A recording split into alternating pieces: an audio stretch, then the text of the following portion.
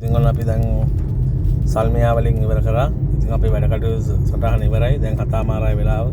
6ට ඉවර කරන්න කිව්වේ. දැන් ඉතින් අපි එම්බසි බලා පිටත් වෙමින් තියෙන්නේ.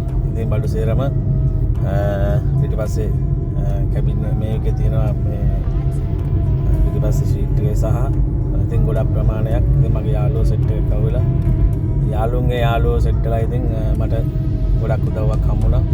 එහෙම ස්තුතියි ඒ සියලු දෙනාටම. ඒ වගේම මගේ එක්ක හිටපු ඉතින් මාත් එක්ක ඇවිල්ලා කාල වේලාව වෙන් කළා. ඉතින් ඒ සහයෝගයට බොහොම ස්තුතියි. ඉතින් අපේ වැඩ කටයුත්ත නිමාවයි. දැන් තියෙන එම්බසිට ගිහලා බඩු ටික බාර දෙන්න. ඊට පස්සේ බාර දීලා ඒ වීඩියෝ ක්ලිප් එකත් මම ඔයාලට දෙනවා. ඉතින් අපි ඉන්නේ ට්‍රැෆික් එක ආගෙන. ඉතින් සල්මියා වල ඉන්නේ. ඉතින් අපේ ඩේ කියන්නේ බඩු ටික ඔක්කොම ටික තියෙනවා. ඉතින් මම මේ වීඩියෝ ටිකත් එවන්නම් ඔයාලට. ඉතින් මේ කරගත් කුසලතාවයට කුසල කර්මයට හැම දෙයකටම ඉතින් ඔයාලත් ශ්‍රමයෙන් උදව්වක් දෙන්න. ඉතින් අද 7යි. තව දවස් 3යි තියෙන්නේ. 10 වෙනිදාන් පස්සේ ඔක්කොම කම්ප්ලීට් කරලා 10 වෙනිදාන් පස්සේ යවනවා. ඉතින් පුළුවන් විදිහට කවුරු හරි ඉන්නවනම් අනිත් අය තමයි දැන් මේ Facebook එකේ දාලා තියෙන පෝස්ට් එක මගේ නම්බර් එක දාලා තියෙනවා.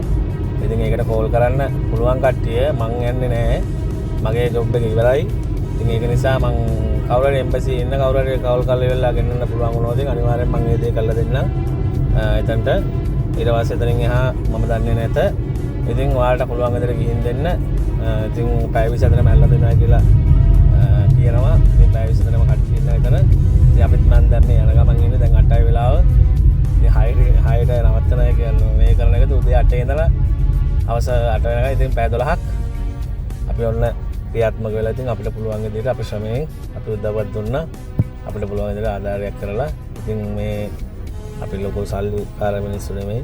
ඉතින් ඒක නිසා මේ පුළුවන් විදිහට ලංකාවේ අසරණලා ඉන්න මිනිස්සුන්ට සපෝට් එකක් දුන්නා. ඉතින් මේ ට්‍රැෆික් එක ආගෙන ඉතින් බොහොම ස්තුතියි. ඒ විශ්වාස කළා මාව විශ්වාස කළා මගේ සෙට් එක මට සපෝට් එකක් දුන්නට ආදරේ ඉතින් බල ඔක්කොටම ජය වේවා පරිස්සමෙන් ඉන්න ඕනේ. ඉතින් මම එම්බසිට ගිහලා වීඩියෝ එකක් දාන්න බඩු ටික බාර දීලා දැන් යන ගමන් ඉන්නේ එම්බසිට බලමු. රයිට් ඔයාලා ඔහොම ඉන්න. මෙච්චර දෙයක් කරලා ඉවරලා නරක නාමෙත් ගන්නවා නම් ඒකත් ගන්න එක ප්‍රශ්නයක් නැහැ. අපි ඒ වලට බය නැහැ. අපි හොඳ ඉතින් දෙයක් කරේ. ඉතින් ඒ දේ අපිට විදිහට වුණා. ඉතින් අර තිපෝෂා ෆැමිලි එකේ කොල්ලා වගේ ඉතින් අන්තිමට කොල්ලා වැඩේට බහැලා මේ වුණා. ඔරනාම ගාගෙන අයින් වුණා. ඉතින් ඒ වගේ ඉතින් අපිට කමන්නේ අපිට ලංකාවේ මිනිස්සුන්ට මනුස්සයෙක්ට කරන්න පුළුවන් උදව් කරේ. කවුරු මොනවා කිව්වත් අපි සැලෙන්නේ නැහැ. අපි කරන්න හිතුවොත් ඒ දේ අපි කරනවා.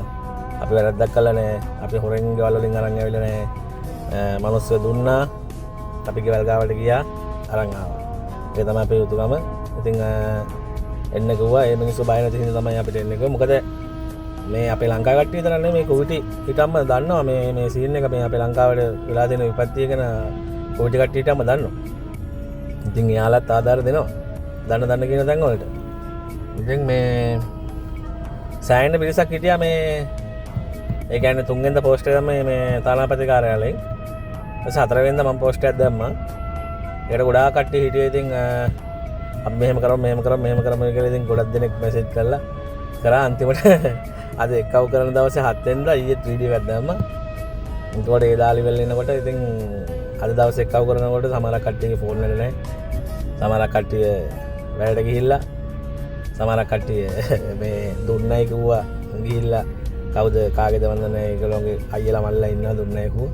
ඒකට කමන්නේ අපි ෆ්‍රී කරන්නේ අපි හදවතින් කරන්නේ ෆ්‍රී කරේ. ඉතින් ඒක නිසා මම මේ කුල කියනවක්වත් කිසි දෙයක් කියනව නෙමෙයි. මට පුළුවන් දේ මං කරා. එච්චරයි.